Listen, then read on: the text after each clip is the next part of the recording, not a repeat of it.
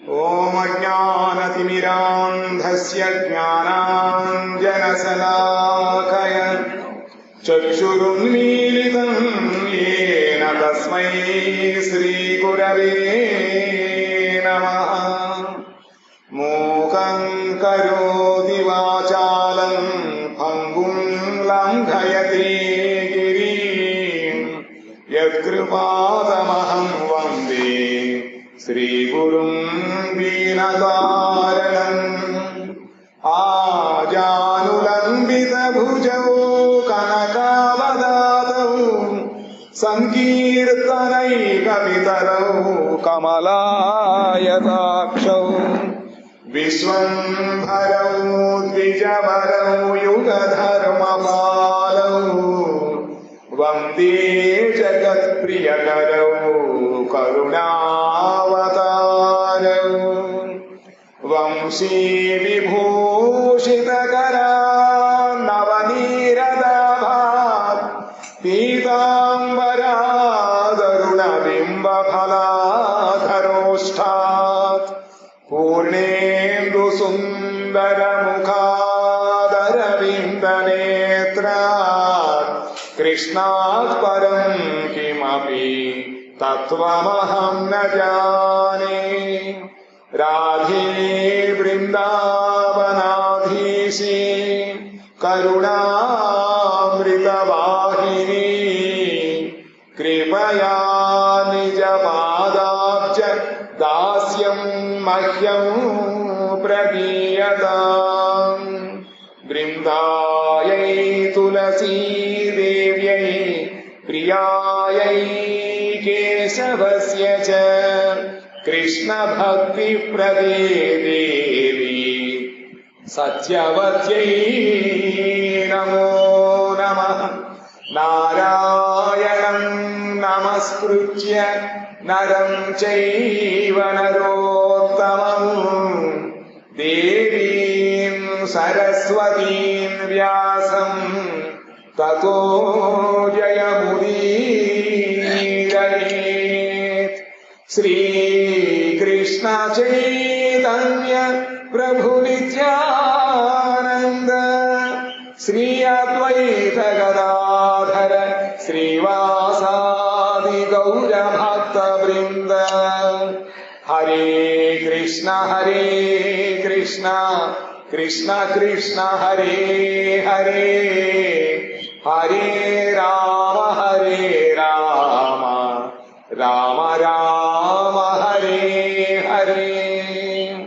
తమాదిదేవం కరుణానిదానం తమాలవర్ణం సుహితావతారం అపార సంసార సముద్ర సేతుం భజామహే భాగవత స్వరూపం. శ్రీమద్భాగవతం తృతీయ స్కందములో దేవహూతి కపిల ఉపాఖ్యానము ఆలోచిస్తున్నాం. 29వ అధ్యాయము భగవంతుడి యొక్క ధ్యానము ఏ విధంగా జరగాలో, భక్తి యోగముతో కూడినటువంటి భగవంతుడి యొక్క నామరూప గుణ లీలలను శ్రవణము మననము ధ్యానము చేయడం ద్వారా మన యొక్క చిత్తము భగవత్ నిలయానికి వీలుగా తయారవుతుంది. అటువంటి చిత్తము ద్వారానే మనము ఎవరము, మన యొక్క రూపము భగవద్ రూపము రెండు కూడా మనకి ఉపలబ్ధి అవుతాయి అని చెప్పి కపిల దేవుడు తన తల్లి అని దేవహూతి చెప్పాడు. శ్రీ దేవహూతి ఉవాచ లక్షణం మహదాదీనాం ప్రకృతి పురుషస్య చ స్వరూపం లక్ష్యతే వీషాం ఏన తత్పారమార్థికం యథా సంఖ్యేషు కథితం యన్మూలం తత్ప్రచక్షతే భక్తి యోగస్య మే మార్గం బ్రూహి విస్తరత ప్రభో. దేవహూతి అంటోంది, మహదాది తత్వ లక్షణములను ప్రకృతి పురుష లక్షణములను సాంఖ్యశాస్త్రములో ఉన్న విధముగా నీవు నాకు అన్ని చెప్పిది. తల్లికి ఏం చెప్పాడు ఆయన? మహత్తాత్వాది లక్షణములతో కూడినటువంటి ప్రపంచ సృష్టి, ప్రకృతి పురుషుల లక్షణాలు చెప్పుకొచ్చారు. సాంఖ్యశాస్త్రంలో ఈ విధంగా ఉందో అంతా కూడా వివరించి చెప్పారు. వాని ద్వారా మహదాదుల వాస్తవిక స్వరూపమును వేరువేరుగా తెలుసుకొనవచ్చును. వీటి ద్వారా మహత్ ఆది, మహత్తత్వము అంటే ఎన్ని? 24. జ్ఞాపకం ఉందా? కర్మేంద్రియాలు, పంచ జ్ఞానేంద్రియాలు, మనస్సు, బుద్ధి, అహంకారము, చిత్తము 24. ఇంకా కొంచెం లోతుకు వెళితే అందులో జీవుడు పరమాత్మ 26 తత్వాలు చెప్పుకొస్తూ ఉంటారు అన్నమాట.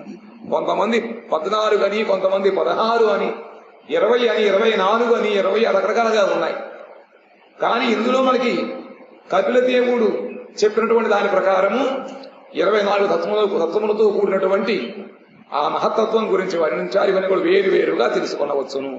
భక్తి యోగమే దేనికి మూలమని చెప్పబడినతో ఆ భక్తి యోగ మార్గమును ఇప్పుడు నాకు వివరముగా చెప్పవలసినది. ఇవన్నీ నేర్చుకున్నప్పటికీ కూడా అన్నిటికన్నా ఉత్తమమైనది ఏమిటి అంటే భక్తి యోగమే. మరి ఇవన్నీ ఎందుకు చెప్పుకోవడం అంటే ఇవన్నీ తెలుసుకోవాలి. తెలుసుకోకపోయినట్లయితే భక్తి యొక్క ఔన్నత్యము ఉత్కృష్టమని తెలియదు. అందుకని చెప్పి అవన్నీ చెప్పిన తర్వాత అన్నిటికీ మూలము భక్తి యోగమే. భక్తి లేకపోయినట్లయితే మీకు జ్ఞానం మోక్షం ఇవ్వదు. భక్తి లేకపోయినట్లయితే స్వతంత్రముగా కర్మ మీకు స్వర్గలోక ఫలితాలు ఇటువంటి ఇవ్వవు. కానీ భక్తి ఒక్కటే అన్నీ ఇస్తుంది. అంతేకాకుండా ఉత్తమైన భగవత్ సేవను కూడా ఇస్తుంది. కాబట్టి ఆ భక్తి యోగ మార్గం ఇప్పుడు నాకు వివరముగా చెప్పవలసినది అని చెప్పి ఎవరు అడిగారు? ఎవరు అడిగింది? కపిల దేవుడు. విరాగో ఏన పురుషో భగవన్ సర్వతో భవేత్ ఆచక్ష్వ జీవలోకస్య వివిధా మమ సంస్కృతి. దేవా, ప్రాణుల వివిధ సంసార గతులను నాకు వివరింపుము. సంసార గతి మన గతులు మనం తెలుసుకోకపోతే మనకు తెలియదు. ఎటువంటి పరిస్థితుల్లో ఉన్నామంటే మనం ఇప్పుడు ఎక్కడో మనకి తెలియటం లేదు. సుఖంలో ఉన్నామా కష్టంలో ఉన్నా మనకే తెలియటం లేదు. కష్టాన్ని సుఖం అనుకుంటున్నా. కాబట్టి ఒకళ్ళు వచ్చి మన గురించి చెప్పాలిట. ఒక ఆయన చెయ్యను తప్పిపోయావురా, మీ అమ్మ నాన్న నీ కోసం వెతుక్కుంటున్నారు చెప్పితే అప్పుడు వాడి జ్ఞాపకం వచ్చి అప్పుడు ఏడుస్తాడు అమ్మ అమ్మ అని. మనం కూడా ఆ విధంగా భగవంతుడి నుంచి వేరుపడి తప్పిపోయాం. ఈ రకరకాలైనటువంటి రంగు రుచులు ఆర్భాటాలలో మనం మునిగిపోయి మనం మర్చిపోయాం. ఒక్కసారి మనం ఎవరో తెలుసుకుంటే అప్పుడు కనుక మన వాళ్ళని మనం కలుసుకోవాలని లోపల కోరిక కలిగినట్లయితే అప్పుడు ఏడుస్తూ కూర్చుంటాం. కాబట్టి ఈ సంసారంలో రకరకాల గతులు తెలుసుకుంటేనే కానీ మనకి అసలు మనం ఎక్కడున్నా మనకు తెలియదు. ఈ సంసారమును వర్ణించుట ద్వారా జీవుడు సంపూర్ణముగా వీతరాగుడగును. ఎందుకు దీన్ని మనం తెలుసుకోవాలి అంటే దీన్ని తెలుసుకున్న తర్వాత ఇది మనకి సంబంధించినది కాదు. ఈ వీధిలో కాకుండా పక్క వీధిలో ఏదైనా మనకు అవసరం ఉంటుందా? మన పక్కింటి వాళ్ళ ఇంట్లో ఏదైనా అయినట్లయితే మనకు కాస్త దాని ఎఫెక్ట్ ఉంటుంది. పిలుపు వెళ్ళడం చేయడం, అయ్యో అంటే అయ్యో అనుకోవడం, ఆహా అంటే ఆహా అనుకోవడం. కానీ ఎప్పుడైతే వాళ్ళకి మనకు సంబంధం తెలిసిపోయిందో వాళ్ళేమైతే మనకే, మనం అయితే వాళ్ళకే. కాబట్టి ఈ సంసారం యొక్క స్థితిని మనం తెలుసుకున్నట్లయితే ఇది అనిత్యమైనటువంటిది, ఇది మనది కాదు, దుఃఖాలయం, అశాశ్వతం అని తెలుసుకుంటే అప్పుడు దాని మీద మనకు ఉండేటువంటి మోజు కానీ, ఆసక్తి కానీ, అనురాగం కానీ ఇవన్నీ కూడా దూరం అవుతాయి. అందుకని చెప్పి సంసారమును వర్ణించడం ద్వారా జీవుడు సంపూర్ణముగా వీతరాగుడగును. దాని యందు ఆసక్తి లేకుండా మనకి వైరాగుడు అవుతాడనమాట. అందుకని మనకి అన్వయము వ్యతిరేకం రెండు ఉండాలి. అన్వయముగా మనం ఏమి కావాలో, దేన్ని ఉంచుకోవాలో, దేన్ని వదిలిపెట్టాలో తెలుసుకోవాలి. వ్యతిరేకముగా అందులో ఉండేటువంటి లోటుపాట్లు ఏమిటి, దానివల్ల మనకు వచ్చేటువంటి ఇబ్బందులు ఏమిటి, అంతరాయములు ఏమిటి అని తత్వం తెలిసినట్టు దాన్ని మనం వదిలిపెట్టగలుగుతాను. కాబట్టి ఈ సంసార గతులను తెలుసుకోవాలని చెప్పి కోరుకుంటున్నాను అంటూ కాలస్యేశ్వర రూపస్య పరేషాం చ పరస్యతే స్వరూపం పద కుర్వంతి యద్ధేతో కుశలం జనాః. నీవు కాలస్వరూపుడవు, తెలిసిపోయింది. నువ్వు నా అబ్బాయివే కానీ నువ్వు భగవంతుడివి, కాలస్వరూపుడివి, మహాప్రభావ విశిష్టుడవు, సర్వకారణ కారణుడవు. ఆహా, నీ భయము చేతనే లోకములు అన్నియు పుణ్యములకై కృషి చేయుచున్నవి. నీ భయముచే లోకములు అన్ని కూడా పుణ్యమునకై కృషి చేస్తున్నాయి. నీ మాయా స్వరూపమును వివరింపుము. భగవంతుడు తాలూకు భయం మనకి తెలిస్తేనే కానీ, భయం ఉండాలి, భక్తి ఎలాగోలేదు మనకి. భక్తి ఉందా? భయాన్ని కలిగినట్లయితే ఆ భయంతో ఏమో ఎలా చేస్తే ఏమవుతుందో, మనకి ఎటువంటి నష్టం కలుగుతుందో, ఎటువంటి కష్టాలు అనుభవించాలో అని తెలుసుకుంటే మెల్లిగా మనం మానుకుంటాం. కాబట్టి భగవంతుడి యొక్క ఈ కాలస్వరూప తత్వాన్ని తెలుసుకున్నట్లయితే లోకములన్నీ కూడా ఆ భయము చేత, పాపకర్మలు చేస్తే, తప్పు చేస్తే ఏం చేస్తారు గురువుగారు?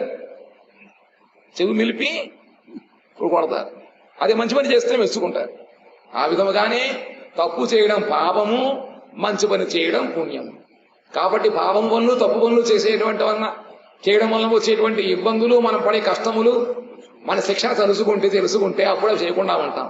కాబట్టి నీ యొక్క ఈ కాల ప్రభావము నీ యొక్క కాలస్వరుడు మహాప్రభావ విశిష్టుడవి, సర్వకారణ కారణుడివి. అందుకని చెప్పి ఆ భయము చేత లోకములన్నీ కూడా పుణ్య కోసం పనిచేస్తూ ఉంటాయి, ప్రయత్నిస్తున్నాయి. నీ మాయాసుకుని నాకు తెలుసుకోవాలని చెప్పి ఆవిడ అడిగింది. లోకస్య మిథ్యాభిమతేర చక్షుష స్థిరం ప్రసుప్తస్య తమస్యాశ్రయే శ్రాంతస్య కర్మ స్వనువిద్దయా ధియా త్వమావిరాసీః కిల యోగ భాస్కరః. మిథ్యాభూతములైన దేహాదులయందు అహంకారము కలవాడు, కర్మలయందు ఆసక్తమైన బుద్ధిచే పరిశ్రాంతుడు. ఊరికి లేచినప్పటి నుంచి ఆయన ఏదో పనులు చేస్తూనే ఉన్నాం. ఓ పనులు చేయడమే. ఎందుకు చేస్తున్నామో ఏం చేస్తున్నాం మనకి తెలియదు. మరి ఏం చేయాలిట? మిథ్యాభూతములైన దేహాదుల యందు అహంకారము కలవాడు. అందరికీ ఉంది అహంకారం. ఎవరికి లేకుండా ఉంది? నేను, నా తాలూకు ఈ శరీరం, ఇవన్నీ అన్నమాట. నేను అనేటువంటి ఈ అహంకారం ఎలా వస్తుందా? దేహం వలన వచ్చింది. దేహము నాది, అది పర్వాలేదు. కానీ దేహమే నేను అనుకోవడం పొరపాటు. దేహమే నేను కాదు, ఈ దేహము నాది, కానీ దేహము నేను కాదు. నాకు ఆకలి వేసింది అంట, నువ్వంటే ఎవరు? నాకు ఒంట్లో బాగోలేదు అంటే నీకన్నా ఒళ్ళు వేరు కదా. నా పొట్ట నొప్పి పెట్టింది, నీకు వేరు, నీ పొట్ట వేరు. మనం చెప్పడంలో సరే నిజం చెప్తున్నాం, కానీ దాన్ని మనం దాని వెనకాల మనం కూర్చొని ఎటువంటి ఆలోచన చేయడం లేదు. కాబట్టి వీటి ద్వారా నేను దేహము కన్నా ఎవరో ఒకడై ఉన్నాను అని తెలుసుకోవాలన్నమాట. అలా కాకుండా దేహమే నేను అనుకుంటున్నా. ఆ దేహాదుల యందు అహంకారము ఉన్నవాడు కర్మల యందు ఆసక్తి ఉంటుంది. ఎంతవరకు దేహము యందు ఆసక్తి ఉంటుందో అంతవరకు కర్మల యందు ఆసక్తి ఉంటుంది. ఈ పని చేయాలి, అది చేయాలి, ఈ పుణ్యాలు చేసుకోవాలి, యాగాలు, రకరకాలన్నమాట. కాబట్టి ఆసక్తుడై బుద్ధిచే పరిశ్రాంతుడు. బుద్ధి ఏం చేయాలి, ఎంత సంపాదించి ఎంత చేయాలి, రకరకాలు. పరుగు దుస్తరముకు సంసార అంధకారమున చిరకాలము నిద్రించిన వాడు అగు జీవుని మేలు కొలుపుటకై యోగ ప్రకాశుడవగు నీవు సూర్యరూపముతో ఆవిర్భవించితివి. దుస్తరముగు అంధకారము సంసారం. అందరూ చక్కగా మనం నిద్రపోతున్నాం. ఎలాగట? మాయ యొక్క ఒడిలో మనం నిద్రపోతున్నాం. మాయ ఎవరు? కాలసర్పము. పాములు పాము పడుకుంటారా? భగవంతుడు తప్ప. ఎప్పుడు కాటేస్తుందో మనకు తెలియదు. ఆ విధంగా మహాభయంకరమైనటువంటి కాలము లేదా ఈ సంసారము అనేటువంటి అంధకారమును మనం చిరకాలము నిద్రిస్తున్నాం. కానీ సూర్యోదయం అయితే నిద్ర కాస్త అప్పుడు మెడికి వస్తుంది అనమాట. కాబట్టి ఆ విధంగా సంసార అంధకారములో చిరకాలము నిద్రించేటువంటి మనల్ని జీవుల్ని మేలుకొల్పడం కోసం భగవంతుడు ఆయన సూర్య రూపముతో ఆవిర్భవించాడు. అందుకనే భగవంతు సూర్యుడిని మనం నారాయణమూర్తి ప్రత్యక్షమై ఉంటూ ఉంటాం. కాలచక్రము ద్వారా ఆయన అన్ని కూడా స్థితులు చేస్తూ ఉంటాడు. కాబట్టి ప్రత్యక్షమైనటువంటి ఆ సూర్యరూపంతో నువ్వు ఆవిర్భవించి ఇక్కడ జీవుల్ని మేలుకొల్పుతున్నావు. సూర్యోదయం అయితే పడుకుంటాడు అని ఎవరు పడుకోడు. బుద్ధిమైన ఎవరు పడుకోడు. శ్రీ మైత్రేయ ఉవాచ. ఇదంతా కూడా మైత్రేయ మహర్షి విదుడు చెబుతున్నాడు. ఇది మాతుర్వచస్లక్ష్ణం ప్రతినంద్య మహాముని ఆవభాషే కురు శ్రేష్ఠ ప్రీతస్తాం కరుణార్జిత.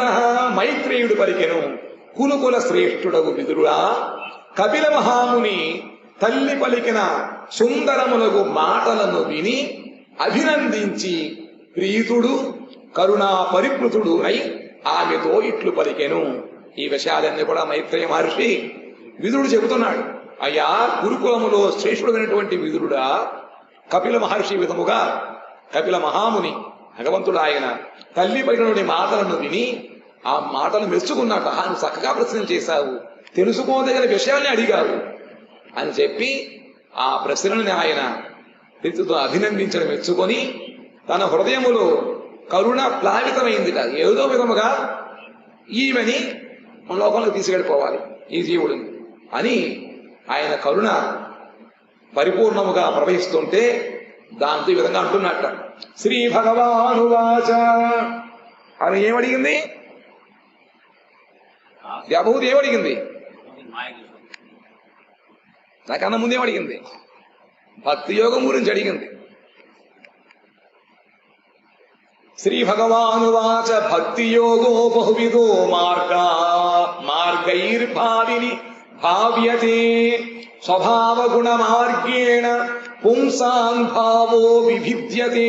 భగవానుడు పలికెను, అభిప్రాయయుక్తుడగు పురుషుని భేదమును అనుసరించి భక్తి యోగము బహువిధములుగా వెల్లడి అయినది. అభిప్రాయ భేదమును అనుసరించి భగవద్భక్తి యోగము రకరకములుగా లోకములో ప్రచారమైంది. పురుషుల స్వభావభూతములకు సత్వ రజ తమో వృత్తి భేదములచే అభిప్రాయ భేదము అనగా ఫల సంకల్ప భేదముచే భక్తి భేదము అగుపడును. సత్వగుణం, తమో గుణము, రజోగుణముల చేత ఆయా గుణములను అనుసరించి స్వభావం వస్తూ ఉంటుంది. ఆ స్వభావభూతమైనటువంటి ఈ సత్వ రజ తమో గుణ వృత్తి భేదములను అనుసరించి, సత్వగుణ వృత్తి ఏమిటి? చక్కగా ధ్యానం చేసుకుంటాడు, సౌమ్యంగా ఉంటాడు, భగవత్ సంబంధమైన ఆలోచనలో ఉంటాడు. రజోగుణ స్వభావం ఏమిటిట? వృత్తి. ఇప్పుడు పనిచేస్తూ ఉంటాడు, ఈ పని చేయడం ఆ పని చేయడం, లాభం నష్టం, ఖాళీ కూర్చోడు. తమో గుణం అంటే నిద్రపోతూ ఉంటాడు. అవి కూడా ఉన్నాయి. విపరీతమైన పనులు చేయడం, హింస, ద్వేషము, ఆలస్యము ఇవన్నీ ఉంటాయన్నమాట. కాబట్టి వాళ్ళకి ఆ విధముగా భక్తి చెప్పారు. అందరికీ ఒక్కో భక్తి చేయలేరు వాడు.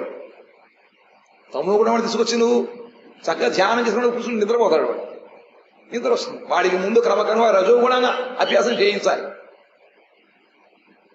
రజోగుణం ఉన్న వాడికి సత్వగుణం తీసుకురావాలి. కాబట్టి ఈ మూడు గుణముల వాళ్ళని కూడా ఉత్తమ స్థితి కలిగించడం కోసం అని చెప్పి రకరకాల భేదములతోటి వాళ్ళకి భక్తి యోగాన్ని చెప్పారన్నమాట. అది కనబడుతూ ఉంటుంది మనకి. ఎందుకంటే వాళ్ళ వృత్తిని అనుసరించి అభిప్రాయ భేదము, దాన్ని అనుసరించి వాళ్ళ యొక్క ఫల సంకల్ప భేదం. ఏదైనా పని చేసేటప్పుడు మనం ముందు దాని యొక్క వచ్చేటువంటి లాభం, విలువ, ఆ పని యొక్క లాభం, మనం ఏం పొందుతాం ఫలితం, దాని గురించి ఆలోచిస్తాం అన్నమాట.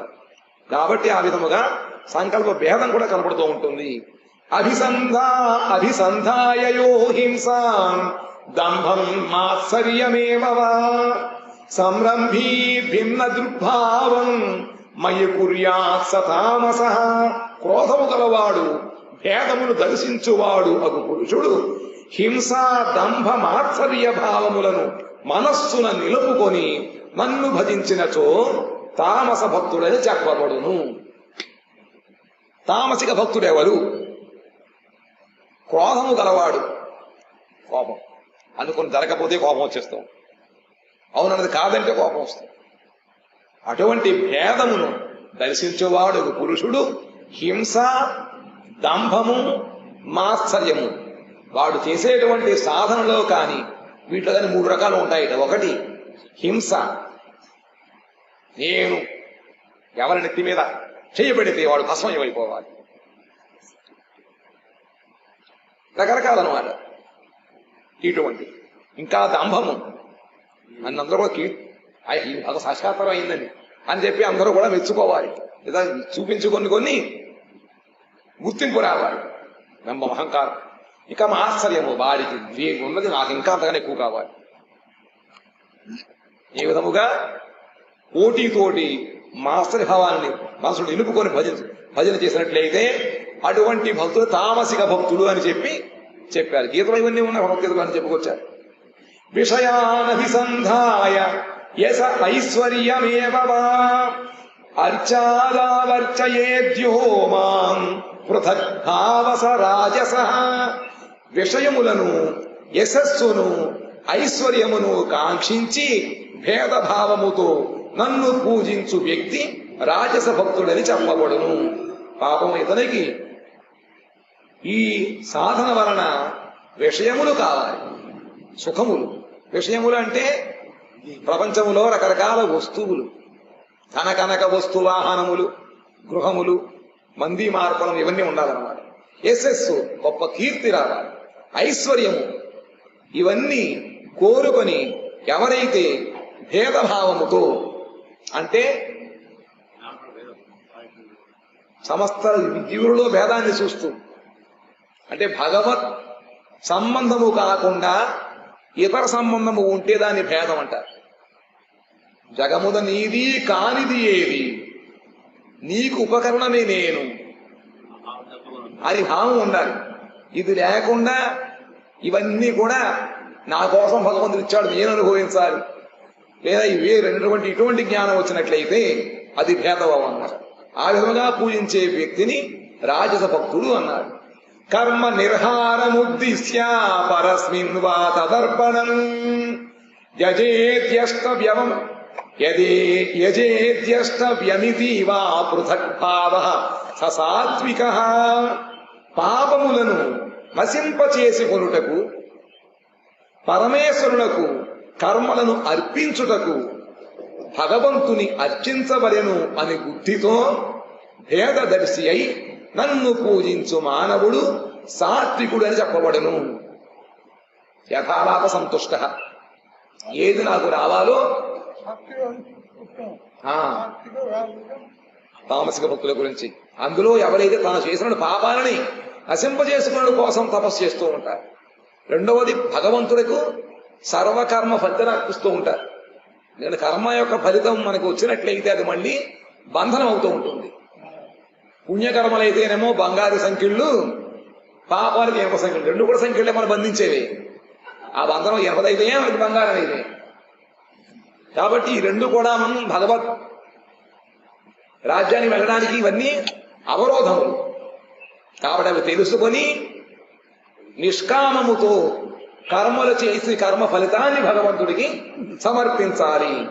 ఆ విధముగా భగవంతుడకు సర్వ కర్మలను సమర్పించుటకు భగవంతుని అర్చించడం అనేటువంటి బుద్ధితో భగవంతుని పూజించినట్లయితే అటువంటి మానవుడిని సాత్వికుడని చెప్పబడుతున్నారు. మద్గుణ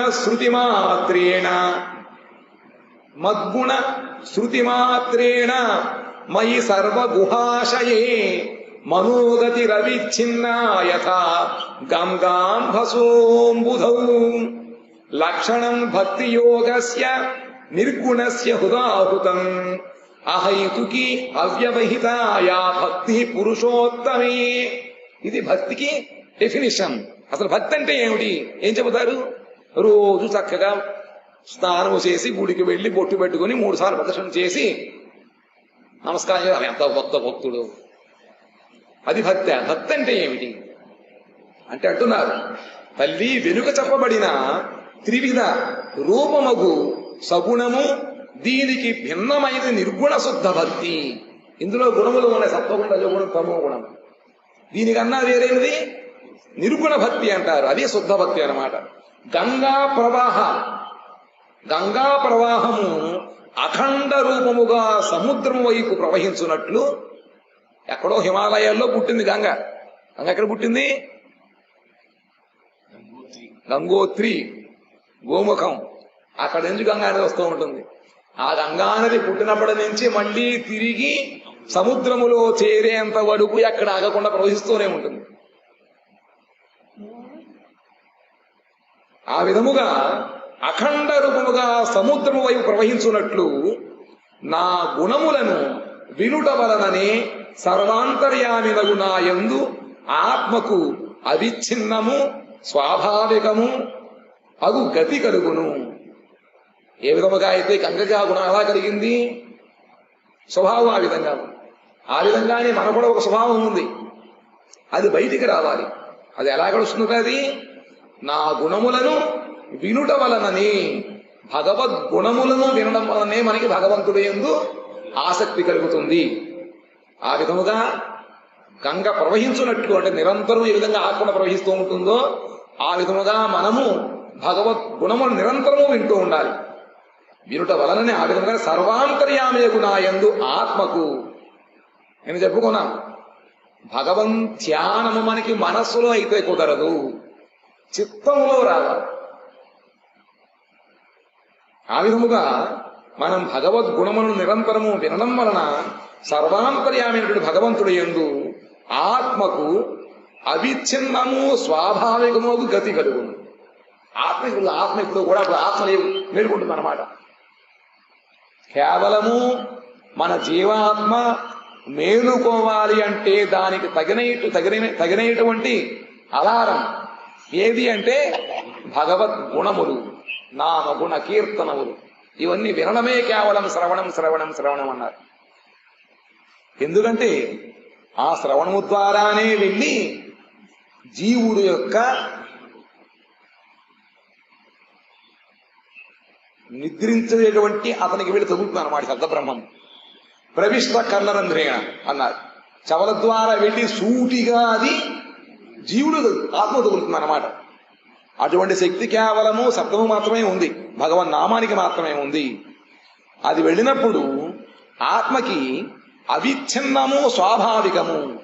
ఆత్మ యొక్క స్వభావం ఏమిటంటే భగవత్ సేవ చేయడము, భగవంతుడికి వెళ్ళడమే. అది నిద్రపోతుంది కాబట్టి మన మనస్సు మన ఆడించేస్తుంది, రకరకాల బయట విషయాలు మన కళ్ళని ముక్కుని తీసుకుపోతుంది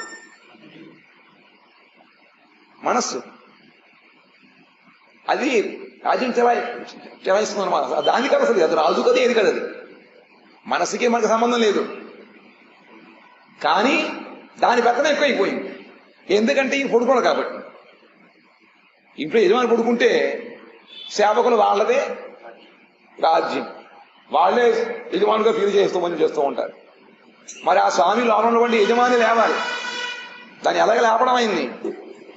ఒక్క భగవన్నామ సంకీర్తనము, భగవన్నామ గుణములు, భగవద్గత శ్రవణము. దాని ద్వారా మాత్రమే లోపల జీవాత్మ మేలుకుంటుందట. ఆ జీవాత్మ మేలుకుంటే దాని గుణం ఏమిటట? అది స్వాభావికముగా భగవంతుడు యందు రుచి ఉంది దానికి. అవిచ్ఛిన్నము అంటే ఈ శరీరంలో ఉన్నప్పుడే ఉంటుంది, తర్వాత ఉండదని కాదు. అది ఒక్కసారి ప్రారంభమైతే ఎలకైనా, కుక్క అయినా, ఏనుగైనా, మానవుడైన, దేవత అయినా భగవంతుడు పరిగెడుతూనే ఉంటాడు. అది ఇంకా అందులో ఎటువంటి అడ్డంకులు అవరోధాలు ఉండవు. భగవంతుడి దగ్గర చేరుకునేంత వరకు వాడి ప్రయాణం, ఇంకా ఆత్మిక ప్రయాణం ఆగదు. అంతకు ముందు తన కర్మ ఫలితముగా ఏదైనా శరీరం రావచ్చు, వచ్చినా కూడా అక్కడ ఇంకా ప్రయాణమునకు ఎటువంటి ఆటంకములు రావన్నమాట. ఎలాగంటే ఏ విధంగా అది గంగానది ఎంత ప్రవహిస్తూ ఉంటుందో సముద్రంలో చేరేంత వరకు ఆగదు. ఆ విధముగానే ఒక్కసారి కనుక ఆ ఆత్మకు కనుక ఇది ఒక్కసారి కనుక ప్రారంభమైనట్లయితే అవిచ్ఛిన్నము స్వాభావిక గతి కలుగుతుంది అన్నమాట. గతిని గమనము. ఇదియే నిర్గుణ భక్తి యోగ లక్షణం. ఇది నిర్గుణ భక్తి యోగ లక్షణము. అవేమో మూడు కూడా గుణము కలిగిన యోగము భక్తి యోగ లక్షణములు. ఇదేమో నిర్గుణ భక్తి యోగము. భక్తి అంటే ఏమిటి అర్థమైంది కదా ఇప్పుడు.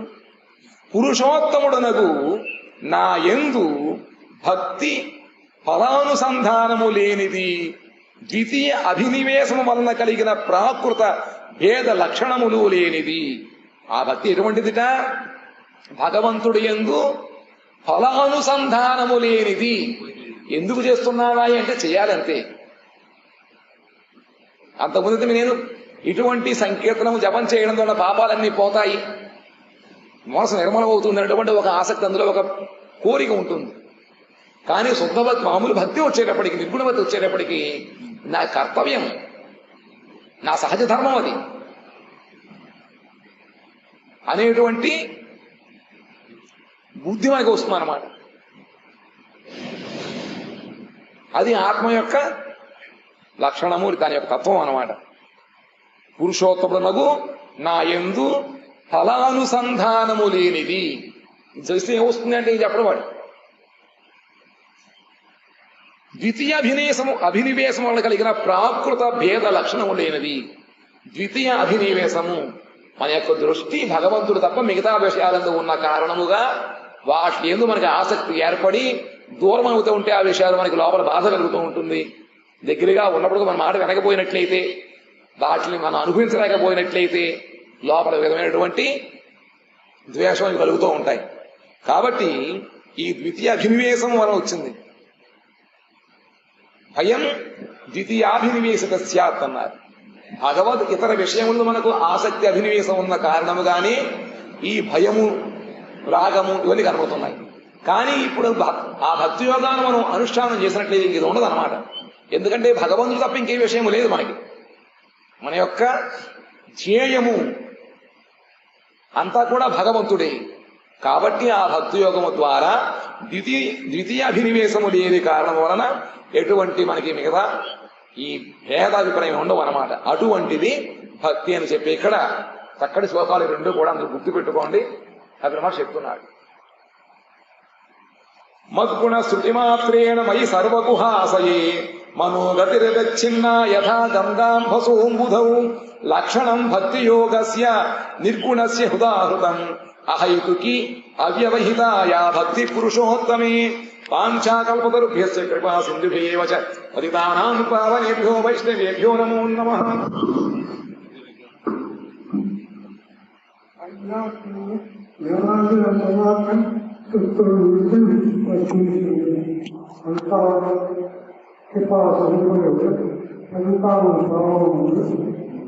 మూడు రోజులు క్రితం తల్లికి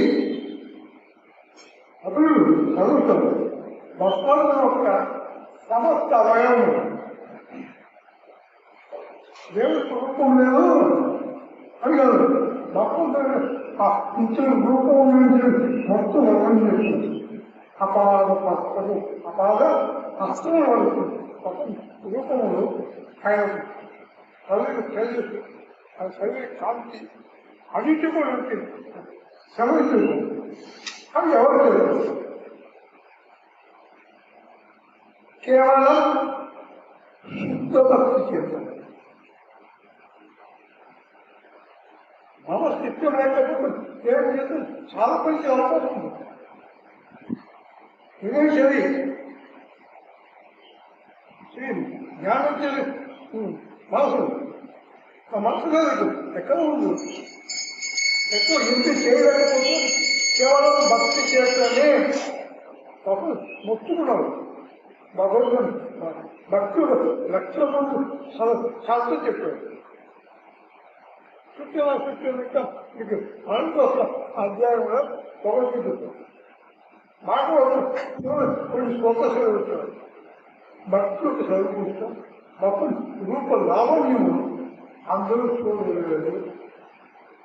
యజ్ఞయాగమో దానం తప్పని చేస్తుంది. కుటుంబం చూసుకుంటాం, బంధిస్తున్నాం. ఇవి కూడా కాదు, అది కూడా కాదు. అటువంటి ఏకాగ్రతతో ఉన్న వాళ్ళకే అనేక చుక్కతో ఉన్న వాళ్ళు కలిగే వాళ్ళు రూపాలసం పొంది భగవంతు విషయం ఆలోచన చేసుకోవాలి. భగవంతుడు గురు వైష్ణవుడు ముగ్గురులో శాస్త్రం ఎంతవరకు శ్రవణం చేయలేము. అంతవరకు భగవంతుడు జ్ఞానం శ్రవణించాలి. మనకు గొప్ప గుణం ఉంది, భగవంతు 64 గుణం ఉంది. మనకి 3 గుణాలు ఉంది, సత్వ రజ తమో. కానీ తక్కువ గుణం ఉందంటే తమో గుణం. దాని తర్వాత ఏంటంటే రజోగుణం, దానిపైన సత్వగుణం. 1 నుండి తమో గుణం. ఇవి పాలు తమోను చెప్పారు. పాలు అన్ని గమనం ఉంది, సత్వం ఉంది. సత్వం చేసి రజమును పెంచుకుని తమోను తగ్గించు. గీత చదువుతుంది. సత్వమును పెంచుకుని ఉండి రజమును తగ్గించు. దాని తర్వాత శుద్ధిరత్వం, శుద్ధిరత్వం పెంచుకొని సత్యం విశుద్ధ సత్వం. దీని భగవంతుడు ఆ లోపల సత్వం భగవంతు ముందు సత్వం శుద్ధిరత్వం శివుడు విశుద్ధ రత్వం అది వైపుణ్యమైన అటువంటి వాళ్ళు భగవంతుడు యొక్క రూపమును ధ్యానం చేయండి. అవి ఎక్కడ ధ్యానం చేస్తాం? దానికి సాధనం చెప్పేశాను. ఎనభై దేవుడు పూర్తి సంస్కారం చేస్తాం, అది అనుభవం చేస్తాం, పెద్దలకు ప్రీతి చేస్తాం. నేను చేసే సాధనను నిష్ఠను పెట్టేసి మనసును అనుభూతి పెద్దవాడు చాలా చేస్తున్నాను, చాలా మంచివాడికి దీనికి సహకారం చేస్తే చాలా బాధపడడం. నేను చేస్తే ఆయన చేస్తుంది కావున గురువు ఇస్తున్నాను అనుభూతం నుండి విశేషంగా విషయంలో మనం తెలుసుకోవాలంటే అనుకున్న అవసరం లేదు. విశేషంగా ఈ విషయాలను ఇప్పుడే తెలిసింది గౌడీ వైష్ణవంగా మార్పు అనుకుంటున్నారు. ఇతర సాధన చేత కాదు, కేవలం నామ సంకీర్తన చేతనే చిత్తశుద్ధి అవుతుంది. ఈ నామ సంకీర్తన చేయక చెప్పిన అదే కృష్ణ అదే కృష్ణ అదే మహత్తు ఎట్లా ఉందంటే నీ సాధన చేయక దాని రాముడు స్వరూపం అంటే నీ ఎంత చేస్తూ ఎంత నిశ్చితో ఉంటాం దాన్ని ప్రకారం ఆ విషయంలో నాను యొక్క స్వరూపం. ఎవరు శాంతభక్తులు వాళ్ళు కాదు, సాత్విక భక్తులు శాంతం వాత్సల్యం వాత్సల్యం దాంతో వాత్సల్యం ఇవేమి ఉండదు. చెప్పుకున్న ఆ ఒక భగవంతుడు నీళ్ళు నీ కనిపిస్తుంది అందుకోకపోతే కానీ దీన్ని గౌరీ సంస్కృతం సంప్రదాయంలో వైష్ణవుడు ఈ ప్రకాశం చేసుకుంటాడు. అదోషంగా ఒక సాధుషంగా ప్రజలు రాశారు. అదోషంగాను భజన క్రియ భజన క్రియలు అదోషంగా భజన క్రియ అనర్థం ఏమిటి? నాకు కూడా అనర్థం పోటీకోవాలి, అనర్థం నా మొదలు మీరు ఎంతవరకు పోలేదో నిష్ఠ రుచి ఆసక్తి వచ్చినప్పుడు అటువంటి ఏడుస్తుంది. ఆ విషయం ఏదైనా కోడి సంప్రదాయ మాటలను పుచ్చుకోవాలి. కానీ శిక్షణ ప్రజావేశంగా మీకు గౌరవించాలండి. గౌరవ సంప్రదాయం మన కార్యక్రమాలు చేస్తాం. అసలు ఎన్నో చేసేవాళ్ళు అవి ఏమి ఎంత అవుతుందంటే మనం చేసిన సాధనను బట్టి నిష్టను పట్టేసి విసుపత్తులను పట్టేసి ఇంకొకటి ఈ 20 మంది పవిత్రం సంపుద్ధిలను చాలా విలాసమైన ఉద్యోగం ఉంది. భక్తులు అని ప్రకాశం అవుతుంది. దాని గురించి రేపు ఆలోచన చేస్తున్నాం.